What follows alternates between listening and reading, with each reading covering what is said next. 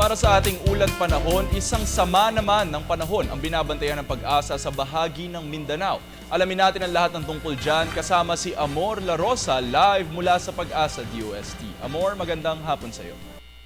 Yes, magandang hapon din JC, magandang hapon Pilipinas. Ito na po ang latest sa lagay ng ating panahon. Tama ka JC, hindi masyado magandang balita ang sumalubong sa atin ngayong Biyernes dahil nga yan sa pagkakabuo ng panibagong sama ng panahon o low pressure area sa loob ng ating Philippine Area of Responsibility.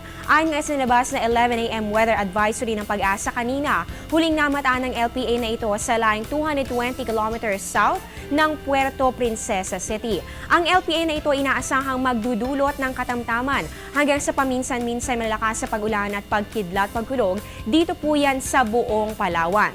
Para naman po sa mga kababayan natin dito sa buong Mindanao at maging dito rin sa Eastern Visayas, so yan po'y damay dito, ang Samar at ang Leyte, asahan po ninyo ang maulap na kalangitan na may light to moderate rain showers and thunderstorms. Dito naman po sa bahagi ito ng Cagayan Valley, Cordillera, Aurora, Quezon at maging dito po sa Central Luzon, magkakaroon po ng bahagya hanggang sa maulap na kalangitan na may mga mahihinang pag-ulan lamang.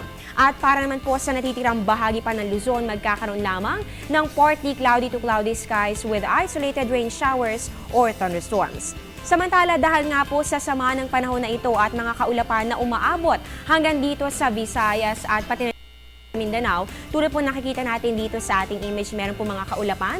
Naglabas po ng heavy rainfall advisory ang Pag-asa.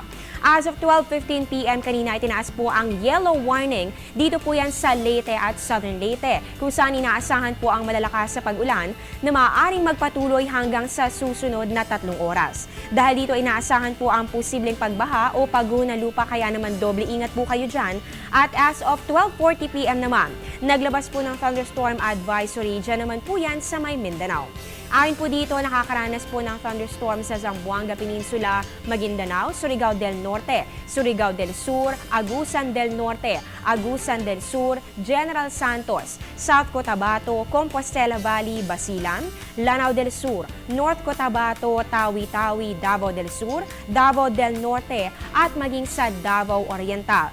Maaari po itong magpatuloy sa loob ng 2 oras, kaya naman lahat po ay pinapayuhan na mag-ingat sa malalakas sa ulan at hangin na may mga pagkidlat at pagkulog pa.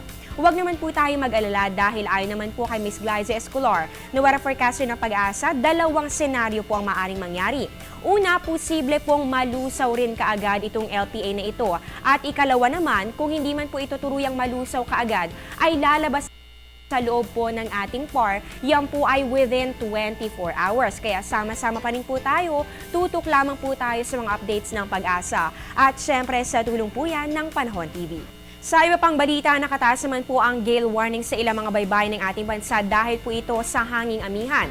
Nakataas po ito sa seaboards ng Northern Luzon, Eastern Seaboard ng Central at Southern Luzon at maging sa mga baybayin ng Eastern Visayas. Ibig sabihin lamang po, paalala po natin sa merong mga maliliit na sakyang pandagat, hindi pa rin po kayo pwedeng pumalaot dahil po ito sa malalaking alon. At bago po ako magpaalam, para naman po sa mga nais tumulong sa ating mga kababayan na naapektuhan po ng Bagyong Yolanda, extended pa rin po ang relief drive ng Air 21. Para sa mga donasyon at impormasyon tungkol dito, makipag-ugnayan lamang sa numerong 854-2100. At yan po ang latest mula dito sa Pag-asa. Abangan niyo po ang susunod naming update mamayang alas 3 ng hapon. Dito pa rin po yan sa Telebisyon ng Bayan. Ako po ang inyong weather lover, Amor La Rosa, na nagsasabing ang taong handa at may nahon, kayang lagpasan ang hamon ng panahon. Magandang hapon, balik sa inyo, JC. Maraming salamat sa iyo, Amor La Rosa.